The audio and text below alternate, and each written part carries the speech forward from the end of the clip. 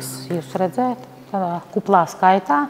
Neskatoties uz to, ka mūsu tēma ir tāda parasti, ka es saku vadīt kursus par hospice aprūpi, auditorija iestājās tāds klusums, un visi gaida, kas tad tāds būs.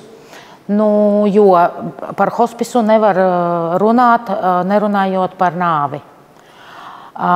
Bet es varu jūs visus iepriecināt, mēs visi nomirsim. Neviens no mums nepaliks. Jo jebkurā dzīva būtne, kurā ir uzradusies mūsu pasaulē, viņai nav lemts palikt mūžīgi. Un mūsu dzīves stāsts ir tāds, ka mēs piedzimstam, ne tikai mēs, jebkurš, vai mēs runājam par augiem, par dzīvniekiem, par jebko, kas ir dzīvs, piedzimst, pieaug, paiet kaut kāda daļa no pieaugušā dzīves, mēs tādu pieredzi varam dabūt vai varam nedabūt, kā kurš. Varam iziet daudz visādu mācību, bet galvenais, kādu mēs no tā sev labumu gūstam no tām mācībām. Un beigās novecošana un miršana. Jo tad, kad es lasīju daudz literatūras, īstenībā nav nemaz tik daudz tas literatūras par hospice aprūpi, bet ir tāda autore, Kübler-Rossa, viņa izdeva pirmo pašu grāmatu par mirstošo pacienta aprūpi, un viņai tur bija tāda ļoti laba frāze, ka nāve tas nav medicīnas kļūda vai ārstēšanas nepietiekamība. Nāve tas ir loģiskas beigas kaut kādam dzīves stāstam, un tas ir dzīves iznākums. Mēs ļoti labi zinām, ka katram savs laiks, ja? Katram savs laiks atvēlēts vai nav atvēlēts. Tagad mēs, protams, varam te padiskutēt par to, ka par tām medicīniskām kļūdām, ja, jo mēdz gadīties. Bet es tagad runāju visumā. Visumā tas nav tā kā medicīnas nepietiekamība vai ārstēšanas kaut kāda tur trūkums. Tas ir vienkārši loģiskas beigas tām dzīves stāstam katrai dzīvai būtnei. Un ja mēs dzimšanu uztveram ar prieku un tam cilvēkam priekšā tak liels tur stāsts, liels ceļš, lielā dzīve, un viņam ir daudz kas priekšā, manuprāt, ka nav jau tā, ka mums tagad jārauj sev mati nost tajā momentā, kad tas cilvēks mirst. Jo tas ir pēc noklusējumā mūsu dzīves sastāvdaļa. Un no tā mēs nekur neaizbēgsim. Un ja mēs izvairīsimies runāt par to, viņa nepazudīs. Jo mēs tagad, tā kā mazi bērni, kad viņi spēlē paslepēs, viens aiztaisīja sev acis ciet, un viņš domā, ka neviens viņu neredz, viņš pazuda. Jo, ja mēs padomājam pa mūsu senčiem, padomājiet, kaut vai filmās vecas, zargs stāvēja, jā, drēbītes, skapīti bija saliktas, un nav jau teikts, ka tās drēbītes saliktas un viņas tur stāv un 5 un 10 gadi.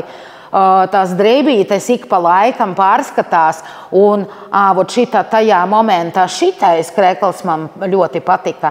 Tagad man patīk šis krekls. Tad es valku ārā to kreklu, lieku citu kreklu. Un sanāk tā, ka mēs visi, nevis mēs, bet mūsu senči, viņi to uztvera kā dabisko risinājumu tam, iznākumu tai visai padarīšanai. Bet mēs tik tālu tagad aizgājām no dabas un no saviem senčiem, ka mēs baidamies vispār padomāt par to, kā tad tās būs. Un pats galvenais, es teiktu tā, ka kas mani atveda uz šejieni, es dzirdēju to jautājumu, kas atveda Līgu, mani atveda man ir garš medicīniskais ceļš, pirms es atnāku uz hospisu. Man vairāk nekā 30 gadi pieredze medicīnā, un es visu laiku domāju un gribēju kaut ko to vieglāku, bet dzīve mani meta vienmēr, un katrs nākamais darbs bija sarežģītāk un sarežģītāk. Es strādāju neatliekamā palīdzībā ar visādiem speciālistiem.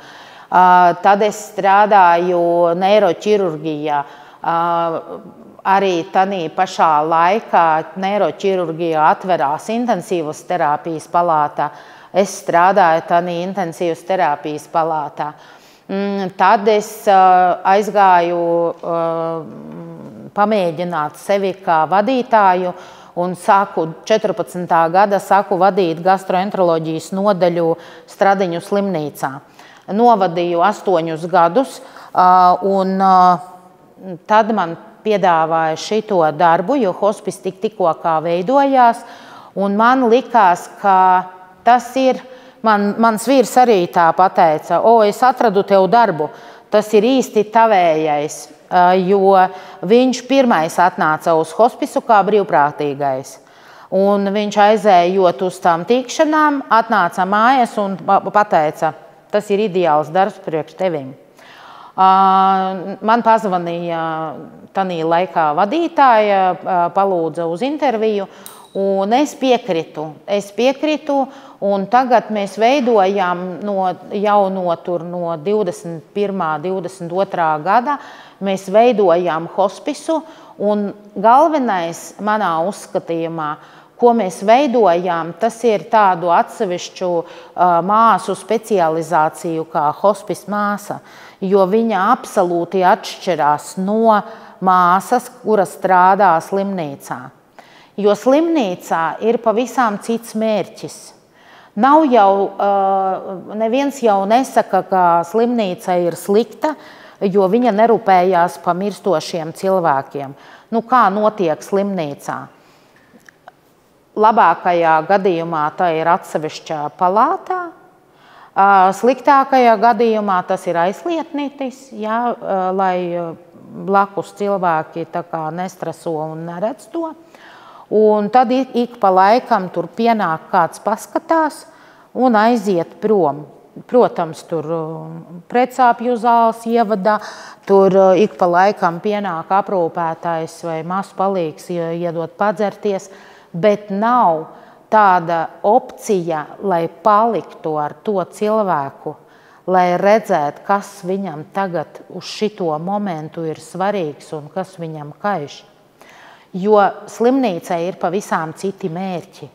Slimnīcas mērķis ir glābt un ārstēt tos cilvēkus, kurus var izglābt un izārstēt.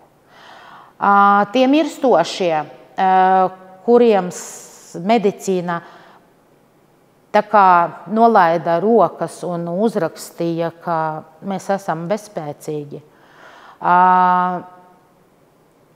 Tādi resursi slimnīcā nav paredzēti, jo ļoti daudz to, kam vajag tā aprūpe, lai atveseļotos. Mirstošais cilvēks, viņš jau jebkurā gadījumā nomirs. Vai nu rūpēsies par viņu kāds vai nerūpēsies, tas iznākums ir viens. Un tas mani visu laiku tā kā uztrauca, jo mums tiešām slimnīcā nav paredzēti resursi, lai pie katra mirstošā pacienta nolikt vienu kādu cilvēku, jo tas stāvoklis mainās ik minūtes. Bet ja māsai ir tas pacients viens no 15 pārējiem, parēķiniet, cik viņai ir laika pienākt pie tā pacienta, ja viņu nepārtraukti sauc tie, kam vajag atveseļoties. Un, protams, priekšroka vienmēr ir tiem, kuru var izarstēt. Jo pat ja mēs ņēmām kaut kādus katastrofus, vienmēr ir šķirošana un palīdz vienmēr tiem, pirmā kārtā palīdz tiem, kuri mazāk cietuši. Un tikai pēc tam palīdz tiem, kuri ir smagi cietuši un tuvu nāvei.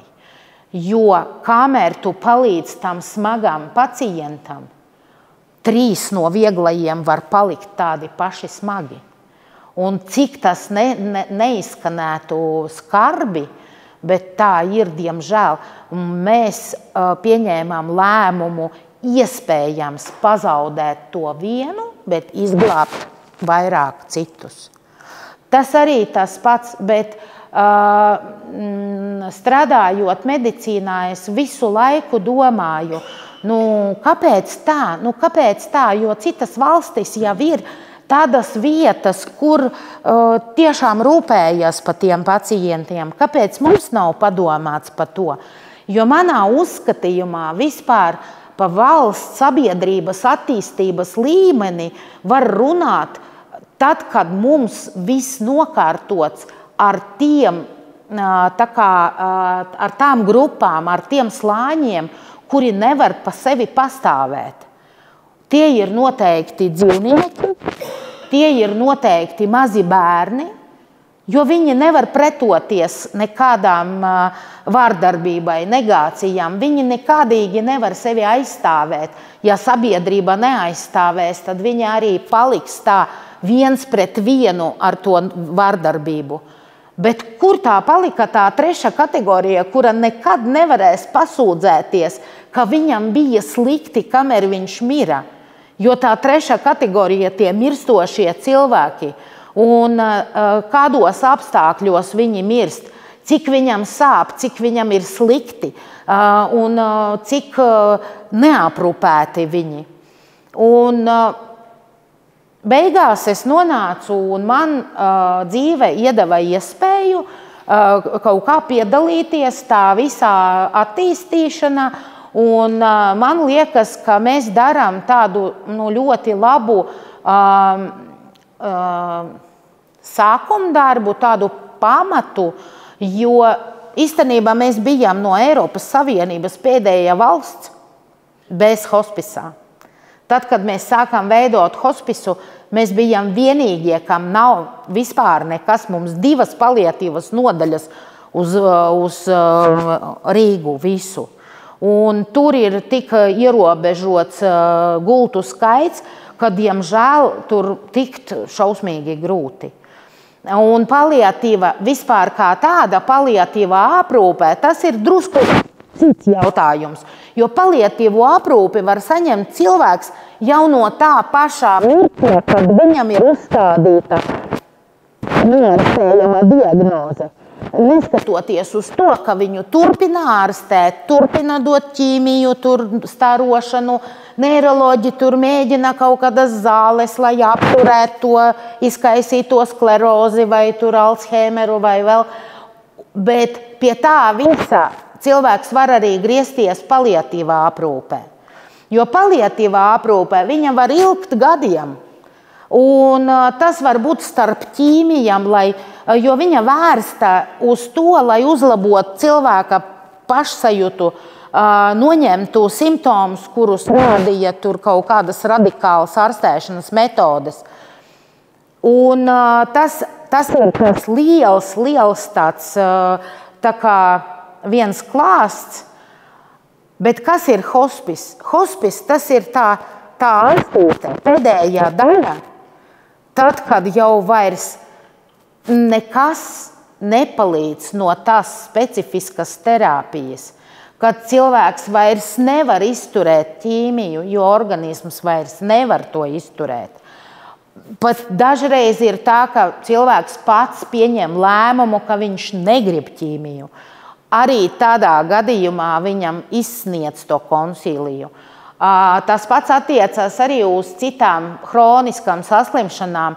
Jā, tas jau ārsti redz, ka jau tā ārstēšana, uzturošā ārstēšana, lai tā kā panāktu remisiju, nedarbojās vairāk. Un tas stāvoklis pat arī nestrauji pasliktinās un nekādu uzlabojumu nav, tad arī iestājās tas laiks, kad atnāk hospice. Un tad, kad atnāk hospice, tagad mums jau ir, mēs izaugam ļoti salīdzinājumā ar to sākumu, jo sākumā mums bija tur 10, pēc tam 20 aktuālie pacienti, dzīvi šobrīd pacienti. Ja?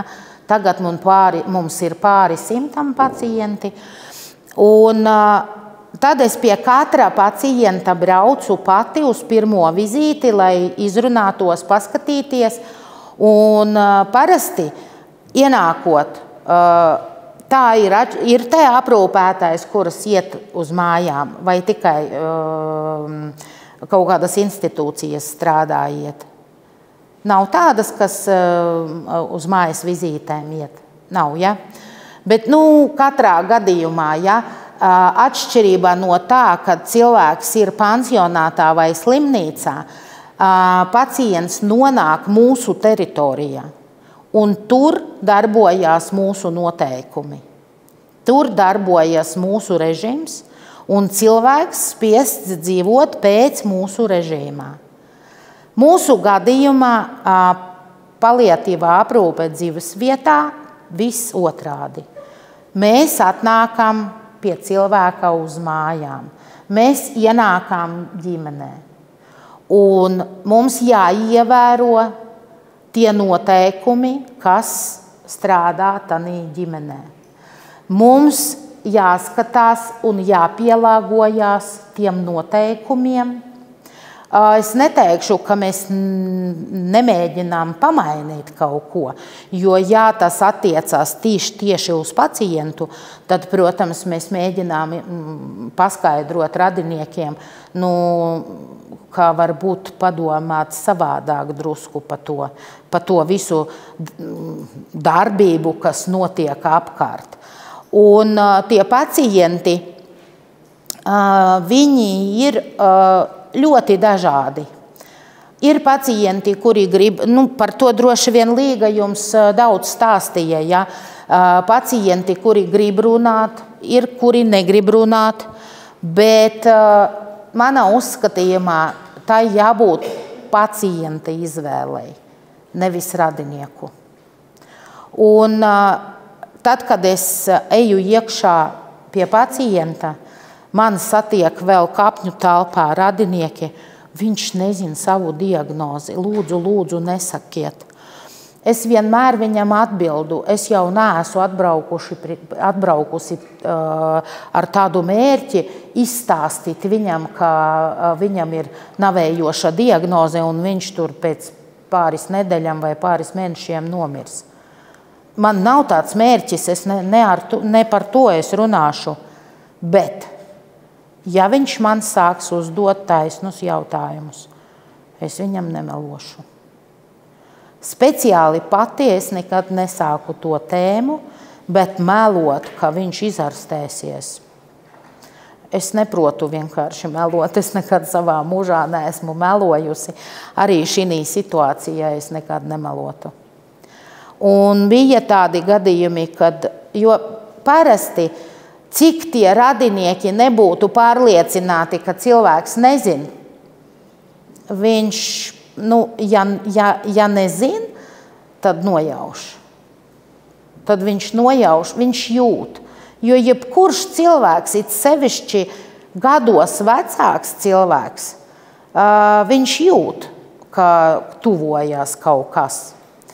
Un tad, kad mēs atnākam, arī vienu no punktiem, ko es viņam stāstu, ja pie jums ir atnācis hospis, visi aizliegumi ir atcelti. Viss, kas bija aizliegts līdz šodienai, viss ir atļauts. Absolūti. Un tad daži radinieki ļoti tā uztver to nevis pozitīvi, bet ar tādu uzmanību. Bet ir jau situācijas, saprotiet, mēs parasti domājam par to cilvēku no tā skatu punkta, kāds viņš bija visu mūžu. Un ja viņš tāds, labi, ne alkoholiķis, bet diezgan daudz lietoja alkohola, ja, un viņš varēja piedzerties, tad radinieki, viņi parasti arī par to tajā pašā momentā domā, ka viņš tulītās atkal pārvērtīsies par to, ka viņu vajadzēs kaut kur tur makšķerēt ārā no kaut kādām vietām, kur viņš dzera. Nebūs tā. Un pat ja viņš lūdz jums kaut ko iedzert, tas būs 20 mililitri. Jo neiedzers viņš ne pudelī, ne puspudeli. Viņš iedzers tik, cik viņš varēs norīt. Varbūt ir kaut kādi tur gadījumi 1 uz 100. Mums tāds bija viens pacients, starp citu, un par laimi, par nelaimi. Viņš dzīvoja ļoti tuvu manām mājām, tur, kur es dzīvoju. Un viņš ilgu laiku nedeva mums atslēgu, bet pat tad, kad iedeva atslēgu savu, lai mēs ejam iekšā, atstāja vienu atslēgu sev un taisīja durvis ciet, slēdzā ar atslēgu ciet un atstāja atslēgu iekšā durvīs. Un tad, kad tās pasliktinājums jau bija tik tālu, ka viņš ik pa laikam nevarēja vairs piecelties, bet pazvanīt, ka viņam ir slikti, viņš varēja. Un tad mēs nezinājām, ko darīt, jo durvis ir ciet, atslēga no iekšpuses stāv iekšā, un kur sēž mans dēls, kurš visu laiku palīdzēja man, un paldies Dievam, ka pacients dzīvoja 1. stāvā, un es tādu saucu dēlu, dēls lien iekšā pa logu, taisi durvis vaļā, glābsim onkuli. Un kāpēc viņš gribēja būt? Viņš viens pats bija, viņam 2 dēli, viens kaut kāds sportists, kurš visu laiku dzīvoja ārzemēs, un viņš tikai zvanīja mums un prasīja, jautāja, kā iet tētim. Otrs kaut kur Latvijā, bet cita pilsētā ar savu ģimeni, bet nebija viņam tā kā... Redziet, ir cilvēki no radiniekiem, kuri ir gatavi uz to laiku, kamēr ir tas smags pacients mirstošais, pakartot savu dzīvi tam pacientam, tam radiniekam, bet ir, kuri nav gatavi pakārtot savu dzīvi. Protams, mēs nekad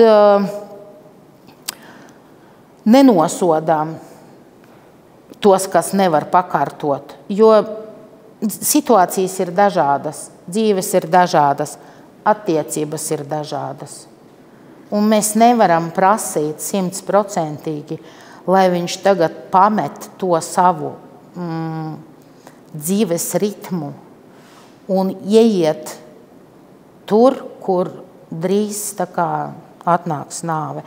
Kā atnāks? Viņa parasti neatnāk, vienkārši iestājās. Jo miršanā tas ir process. Tā nav tās brīdis, kad apstājas sirds un elpošana. Tas ir diezgan ilgs periods, kā kuram cilvēkam. Ja medicīniski sakot, ļoti īsi izstāstīšu jums, tas miršanas process, viņš dalās uz posmiem. Un pirmais tā kā pazīmē, ka cilvēks tuvākajā laikā nomirs, tas ir preagonija. Un preagonija mēs ļoti labi redzam, kas notiek ar cilvēku, jo viņam parasti pazeminās spiediens, pātrinās puls, uz rokām un kājām var palikt kaut kādi tādi zilganīgi plankumi, un tāds parasti aprūpētāji jau ar pieredzi, viņi redz, viņi saka, tur deguns palika, tas spits, jā, tad tie vaigi tādi, bet medicīniski tas viss ļoti viegli izskaidrojams. Asinsrite tā kā palēnina savu kustību. Un dzīvībai svarīgiem orgāniem sāk trūkt skābeklis.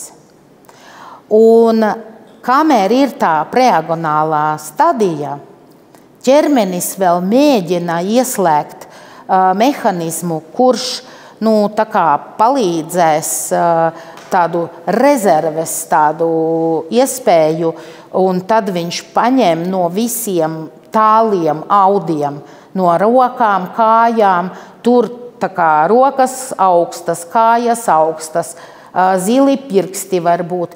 Tas ir tāpēc, ka organisms visas asinis tā kā dzen tur, kur tie dzīvībai svarīgie organi sirdī, smadzenēm.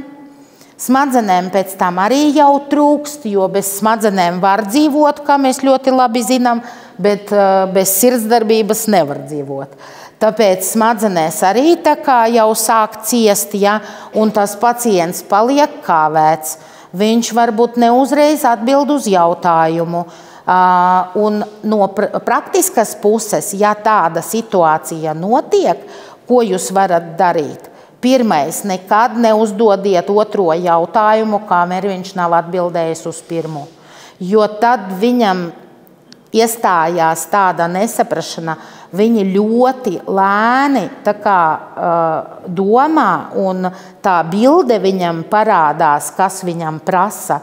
Tā kā agrāk mēs taisījām fotogrāfijas, tad, kad tumšā istabā es pati biju tāds kaislīgs fotogrāfs, man bija aparāts, tās attīstītājs, mēs likām tās kartiņas, un tad mēs iemērcām viņu vienā šķidrumā, un tad mēs skatāmies, kā tur parādās sākumā kaut kādas ēnas, pēc tam skaidrāk. Es vienmēr salīdzinu to preagonālo stāvokli cilvēka ar to vecās bildes attīstīšanu, veidošanu, ja? Jo viņam noskaidrojās, par ko iet runa, ļoti lēni, ne tā kā mums. Un tad viņš nepaspēja atbildēt uz šito jautājumu, viņam jau uzdod nākamo. Un tad viņam tāda nesaprašana, tāds haoss galva, un viņš var vispār pārstāt runāt, jo tas ir pārāk grūti priekš viņa. Vēl viens tāds praktiskais padoms – nekad nerunājām skaļi, jo ar dzirdi viņam visi kārtībā, un viņš neatbild ne tāpēc, ka viņš nedzird, tāpēc, ka viņam tie procesi ir ļoti lēni. It sevišķi tas attiecās uz tiem pacientiem, kuri ir pēc smagiem insultiem vai smadziņu infarktiem, un liekas, ka viņi tādi vispār tā kā nedzird vai nereaģē uz sarunām. Es no savas pieredzes varu pateikt, es 5 gadus nostrādāju neiroķirurģijā, un mums bija pāris tādas palātas, kur gulēja tieši šitādi pacienti, kurus tā kā nosacīti pieņemts nosaukt par dārziņiem. Ja? Kad viņu baro, viņš elpo caur traheostomu, viņam caur trubiņu dod ēdienu, viņu pārģērbi, mazgā un viss, bet reakcijas tā kā pretējas nekādas nav. Tā arī nav taisnība. Jo es ļoti labi redzēju, galvenais jābūt uzmanīgām. Es ļoti labi redzēju, kā tie pacienti reaģē uz māsu palīgu atnākšanu. Viņi atšķira, nezinu pēc kā, pēc soļiem vai pēc tās, tā kā viņi durvis atverās. Jo viens ir maigāks, jo ar viņiem strādā tikai maigi un lēni paņēmieni. Lēna, maiga un klusa saruna. Bet ir tādi straujāki, kuriem vajag ātrāk visu izdarīt. Un ja ienāk šitāds, kurš tulītās pa 2 minūtēm viņu te grozīs un mazgās un mainīs to pamperu, viņš vienkārši saraujās viss vienā tādā kamolā, viņam nevar ne rokas, ne kājas iztaisnot, un viņš arī tā sastings. Bet ja ienāk tas, kurš būs tāds lēns un maigs, viņš paliek arī tāds atslabināts un ar viņu ļoti viegli strādāt. Tas ir no manas pieredzes. Un tagad, kad mēs ejam uz hospisu, kāpēc es tagad runāju tā, ka mēs ejam uz hospisu, jo nav jau mums hospisā, nav jau mums vietas, nav jau mums tādas mājas, kuras saucās hospis, un mēs tur ejam tā kā darbā. Jo hospis tā nav vieta konkrēta. Tā ir,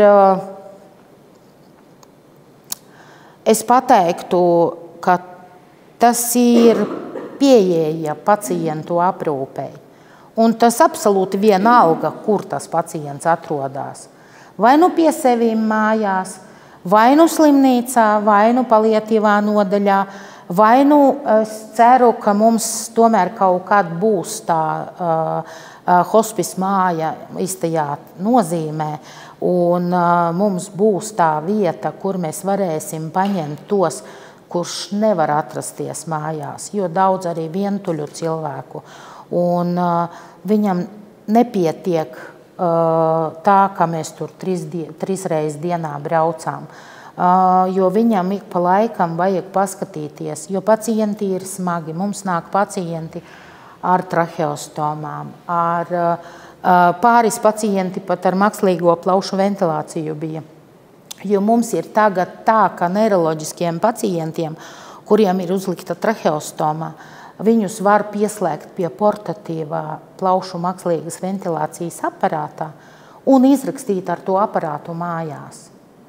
Un viņi arī dzīvo, kamēr tas aparāts padod viņam to skābekli, jo muskuļi atrofējās tā, ka vairs nespēja to ieelpošanas kustību uztaisīt. Un viņam tā kā ar spiedienu visu laiku tā kā uz plaušām padodās tas gaiss, un tādā veidā viņi dzīvo. Bija tādi pacienti ar to pašu diagnozi, kuri kategoriski atteicās no traheostomas un tā mākslīgas plaušu ventilācijas.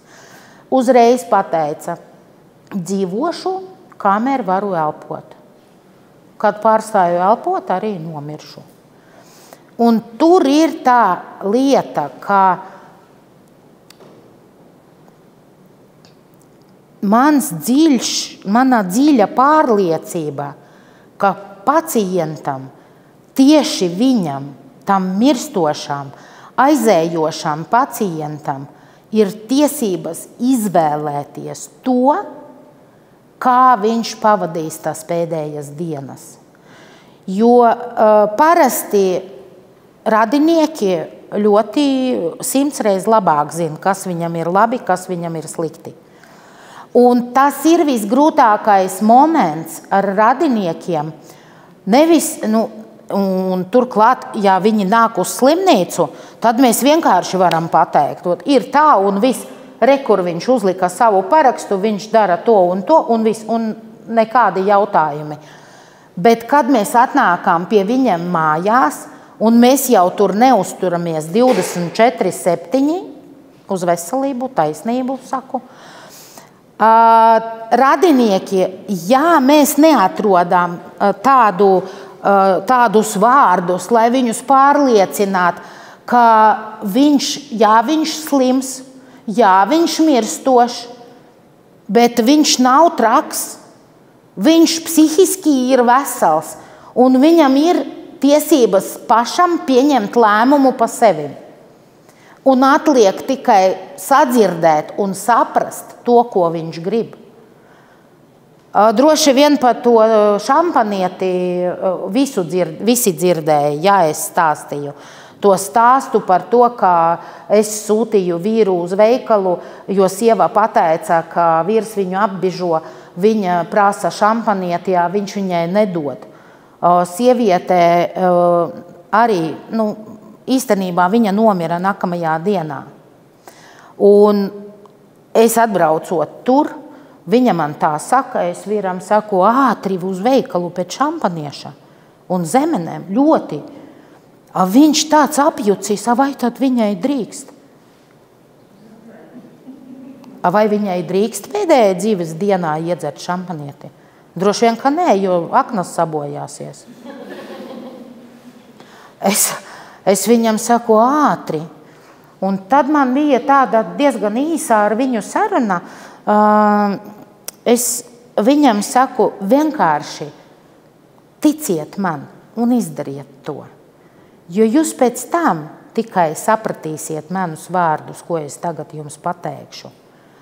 Jo paies laiks, un jūs iemācīsieties dzīvot ar to sāpi, tā sāpe būs drusku mazāka, un jums jau būs tur konkrēta vieta tai sāpei, un tad jums pirmajā plānā izies nevis sievas sejā izmainīta no sāpēm, bet jums pirmajā plānā izies tas, ka jūs pēdējā viņas dzīves dienā sēdēja, viņa pat nevarēja turēt šampanieša glāzi, viņam vajadzēja turēt to glāzi. Un es viņam saku, jūs iedomājieties, tas uz visu mūžu jums paliks.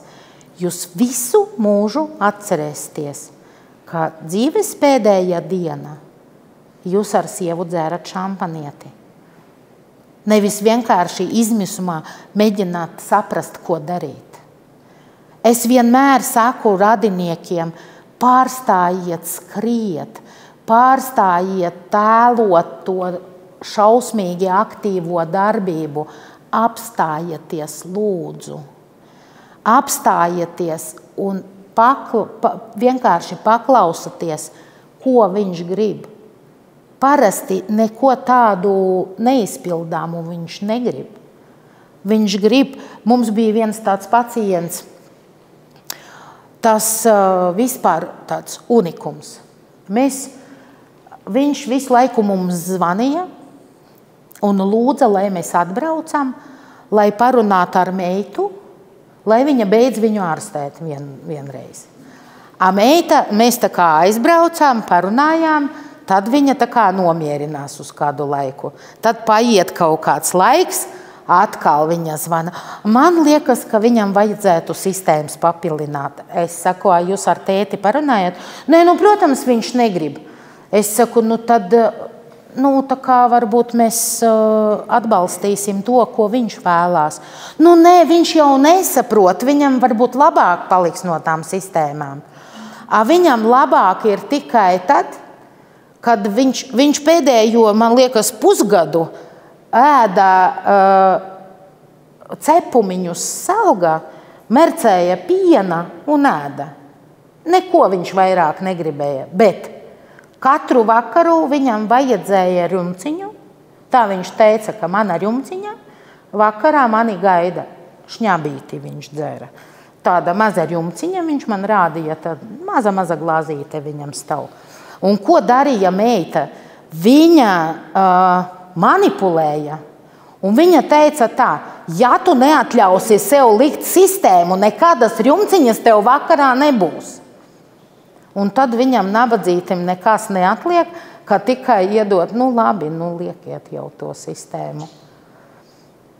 Bet pasakiet man lūdzu, priekš kam tas ir, lai tā kā meitas ego būtu nomierināts par to, ka viņa izdarīja visu iespējamo, bet kurā momentā šī visā stāsta, kur ir tas pats tētis?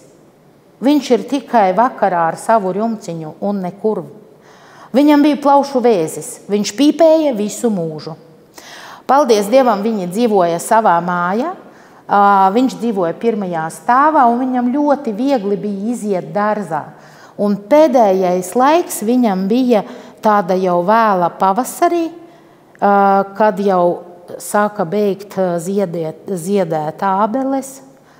Un rekur mans dēls, viņš vienkārši māsa, un viņš arī strādā mums hospisā. Un tieši ar to pacientu bija tas stāsts ar manu dēlu.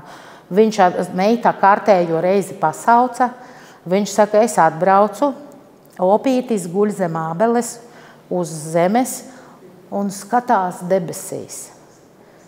Arturs saka, nu ko, es apguļos blakus, guļam kopā zem tās ābeles. Viņš saka, es viņam prasu, onko, ko tu te dari? Viņš saka, pie zemes pierodu. Arturs saka, nu ko sistēmu liksim? Viņš saka, paklausies, nu parunā man lūdzu, nu parunā ar manu meitu, nu lai viņa mani beidz mocīt. Nu, kārtēja sarunā ar meitu, tur ir mazbērni, tur visi to opīti ļoti mīl, un viņš tik priecīgs, ka tie bērni apkārt skraida. Atkal mēs saucam tā kā uz sarunu meitu, nu, lūdzu, nu, viņš grib pavadīt tās pēdējās dienas šitā, nevis tā. Arturs saka, nu, davai mašku spiedienu pamērīsim, nu, man tak vajag kaut ko ierakstīt. Viņš saka, apriekš kam? Es jau tā zinu, ka viņš ir zems. Nu, ieraksti kaut ko savos papīros. Man nevajag, nu, man neko nevajag. Man vajag nodzīvot tās dienas zem tām ābelēm tā, kā es gribu. Neko vairāk nevajag. Un man liekas, ka tie stāsti, viņi ir pa tādu, patieso sapņu piepildīšanu, ka viņu nevilka uz slimnīcu, nelika neko, jo mans tas pirmā mana pieredze bija ar to glābt vai neglābt, sūtīt uz reanimāciju vai nesūtīt uz reanimāciju ar manu pašu omi. Jo es biju ļoti jauns mediķis, tas bija vairāk nekā 30 gadi atpakaļ. Es tikko pabeidzu medicīnas skolu. Mēs ar vīru atbraucam. Oma ļoti ilgi slimoja ar piodermiju. Ja kāds zina, tas ir tāda bakteriālā saslimšanā, uz ķermeņa veidojās tādi augoņi ar strutām, kurus vajag taisīt, griezt vaļā, laist strutas un ārstēt. Viņa gulēja slimnīcā ar to piodermiju, viņai tā kā izārstēja tos augoņus, visu pārstāja viņi tā kā atvērties. Atvedam mājās, viņa jau atkopās, jau tās brūces visas tā kā sadzījušas, bet viņa gulošā. Viņa jau vairāk nekā pusgadu bija gulošā. Un Ziemassvētkos mēs atbraucām mājās, man ir vēl 2 māsas, bērni man vēl nebija. Tas bija tajā gadā, kad mēs aprecējamies, tas ir 94. gads. Un tajā laikā mēs ar sabiedrisko transportu atbraucām ciemos, visa ģimene tā kā klāt, abas māsas ar vīriem un bērniem, mamma ar tēti. Un tā oma ir manas mammas mamma. Es pie viņas atnāku un skatos, nu, nav kaut kas riktīgi. Es saku klausīties, un nu tad pat būdama tāda jauna māsiņa, es saprotu, ka omai sākās plaušu tūska. Acim redzot, kaut kur tromps atrāvās un kaut kur plaušās tur, kaut ko tur aizprostojā. Un es viņai saku, Omīt, vajag uz slimnīcu atkal braukt. Viņa saka, nē, meitiņa, es uz slimnīcu vairāk nebraukšu. Es izgāju, pastaigāju, padomāju, ko darīt, kā darīt. Atnāku vēlreiz. Es viņai saku, es tev nemelošu. Un stāstu, kā ir, ko es redzu. Tad, kad es atnācu tur pēc 15 minūtēm, es jau ieraudzīju tās rozā putas uz lūpām, tie burbuļi skaidri dzirdami. Tas nozīmē, ka ja neko nedarīt, tad viņai pāris stundas palika dzīvot.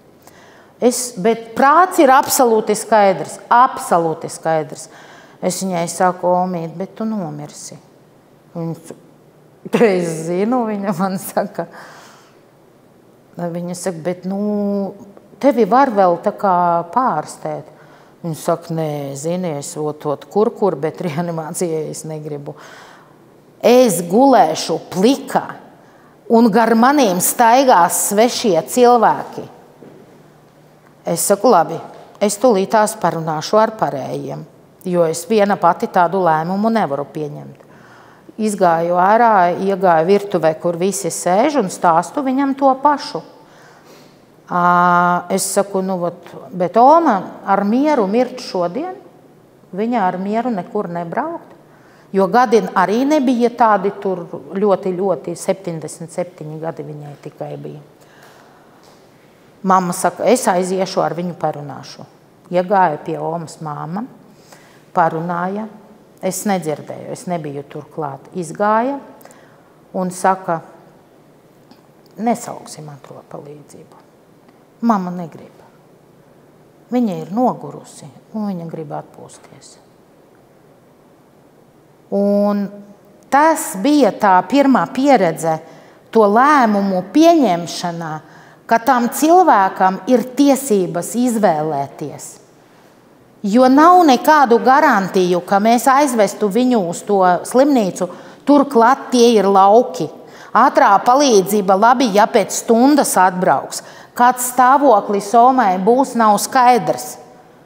Viņu noteikti paņems, aizvedīs. Un es iedomājos, protams, viņai būs tur, mākslīga plaušu ventilācija, visādi katetri, visiespējamas trubas, ko mēs varam iedomāties. Un ļoti apšaubami, ka viņu izglābs, jo ļoti strauji tā plaušu tūska attīstījās. Un mēs tomēr pieņēmām to lēmumu pa labam tam, lai viņa, tā kā nokancelē to mazu iespēju, ka viņai vēl tur kādas dienas būs padzīvot, bet viņa gribēja kur mēs visi. Un pats galvenais bija tā, mēs špricējam precāpju medikamentus. Agrāk tad manā jaunībā bija tāds medikaments Trigans, viņš saucās. Viņš tāds diezgan spēcīgs bija, bet nežēlīgi sāpīgs. Un viņai palika viena ampula. Šprices viņai taisīja mana māsa. Man 6 jābrauc prom, autobus tā kā negaidīs, kamēr es te sēdēšu.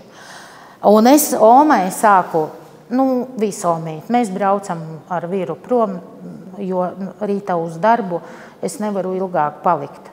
Viņa saka, meitiņu uztaisi man špricīti. Es saku, bet ir tikai 5:30. Tas par agru vēl pirms miega. Uztaisīs māsa. Viņa man saka, ne, es gribu, lai pēdējo šprici tu man uztaisi. Es uztaisīju viņai to šprici.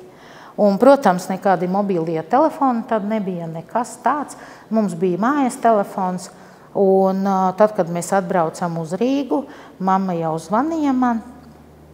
Un izradās, ka Ome nomira visticamāk, kad mēs vēl pieturā stāvējām. Un nomira ļoti klusu.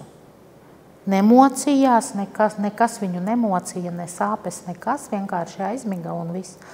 Un tas, tad, kad es gāju cauri katru reizi ar tiem mirstošiem cilvēkiem, es visu laiku brīnījos, kāpēc mēs nedodām iespēju tam cilvēkam izvēlēties kluso, mierīgo nāvi. Kāpēc mēs visu laiku gribam izdarīt kaut ko, lai viņam vēl sarežģītu tās pēdējās dienas. Un kas attiecas uz aprūpi, protams, viņam jābūt sakoptiem, tur Līga jau noteikti ar jums par to runāja, jo viņa mums atbild par sociālo pusi, ja, un aprūpētāji iet. Bet kas attiecās uz tādu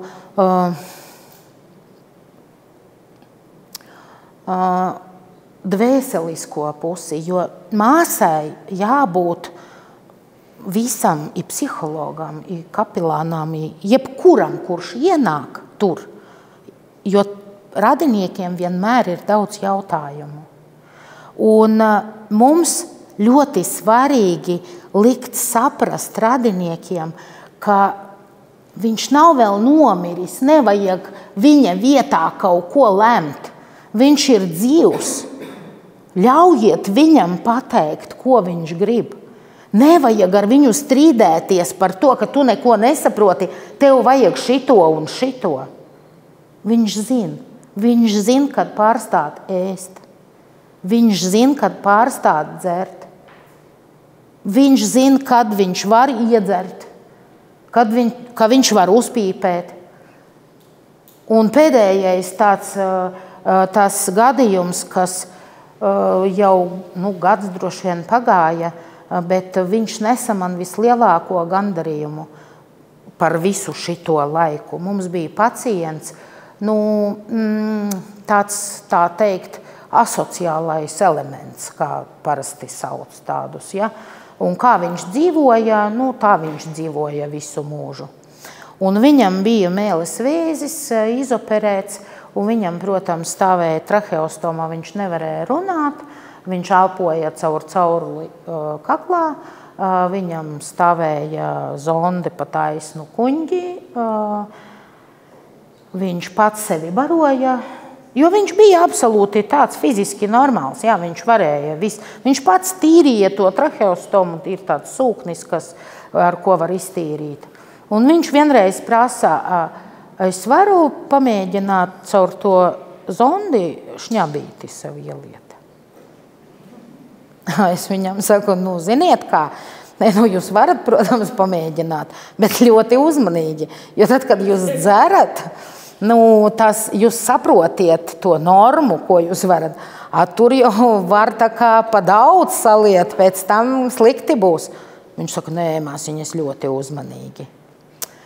Labi, viņš tik priecīgs bija par to. Bet viņš aizgāja vēl tālāk. Viņš caur to traheostomu pīpēt iemācījās.